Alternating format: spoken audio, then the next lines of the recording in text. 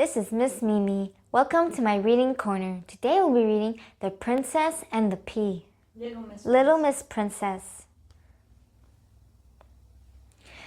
Hi everyone, this is Miss Mimi. Welcome to my reading corner. Today we'll be reading Little Miss Princess and the Pea by Roger Hargreaves. Hope you enjoy the story.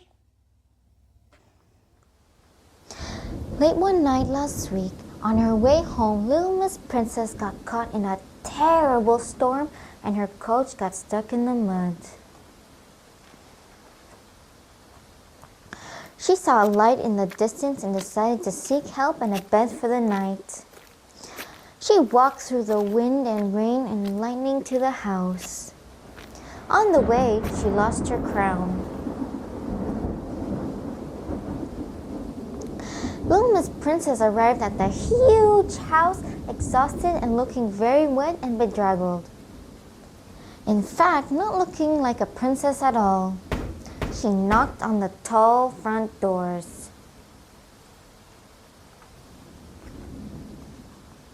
It was Mr. Uppity's house. Mr. Uppity is the richest man in the world. He is also one of the rudest men in the world.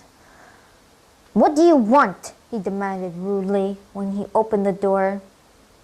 Little Miss Princess explained what had happened and asked for a bed for the night. "You're not coming in here," he bellowed. "You'll ruin my expensive rugs." "Please, can you help me?" begged Little Miss Princess. "I'm so cold and tired and I just need a bed for the night." "Go around the back and I'll see what I can do," he said crossly, with which he slammed the door in her face. What a rude man!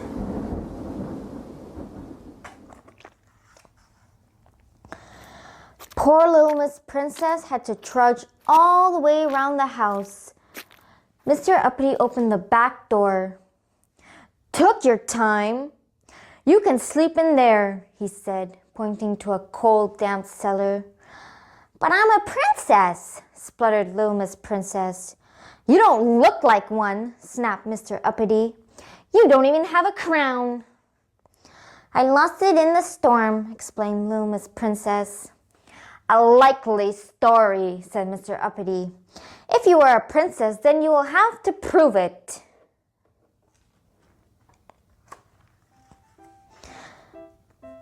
Mr. Uppity let Miss Princess into his enormous dining room. The dining table was vast and seated around were some guests. Mr. Uppity explained the situation to his guests and asked for their suggestions. "Princesses are really good at dancing. Let's dance," suggested Mr. Bump. And of course, Mr. Bump trod on her toes and sent her flying across the floor. "Hopeless!" cried Mr. Uppity. "Can't dance, so she can't possibly be a princess." "Princesses are really good at waving," said Mr. Tickle. Now, Little Miss Princess was very proud of her waving and loved to wave to people from her coach, but every time she raised her arm, Mr. Tickle tickled her. He tickled her so much she fell over on the floor. "Can't wave, can't dance, and look at her on the floor again," said Mr. Uppity impatiently. "Definitely not a princess." "I have heard," piped up Little Miss Splendid, "that princesses are very delicate. So delicate that if they sleep with even a pea under their mattress, they will wake up in the morning bruised all over." Said Mr. Uppity. "That's an interesting idea." So Mr. Uppity went off to find a pea and the others all trooped upstairs. Mr. Mean lifted the mattress and Mr. Uppity placed the pea underneath. Mr. Mean looked at the bed. "Not much of a test," he said. "Quite right, Mr. Mean. More mattresses," he ordered.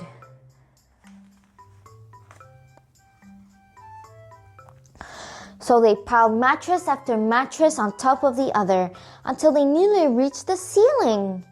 And then Little Miss Princess climbed on top. "Good night," said Mr. Uppity as he turned out the lights.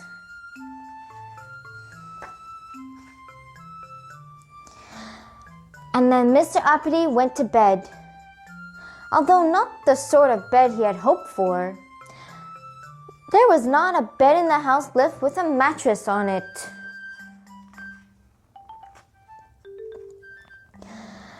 Mr. Uppity was up very early the next day, partly to see how the test had worked, but also because he had a dreadful night's sleep.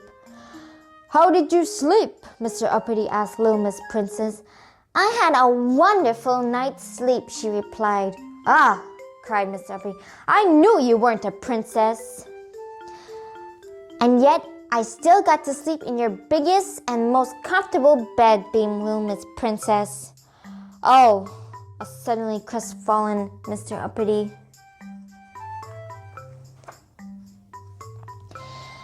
"And if you're going to test for a princess in the future," she added, "you should use an uncooked pea, not a cooked one." With which she lifted the mattress and revealed a squash pea.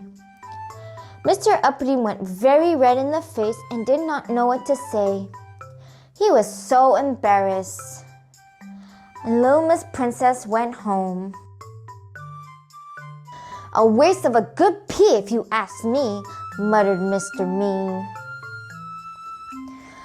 The end. Please subscribe to my channel not to miss any new stories. Click the like button if you enjoyed today's reading. Thank you. Goodbye.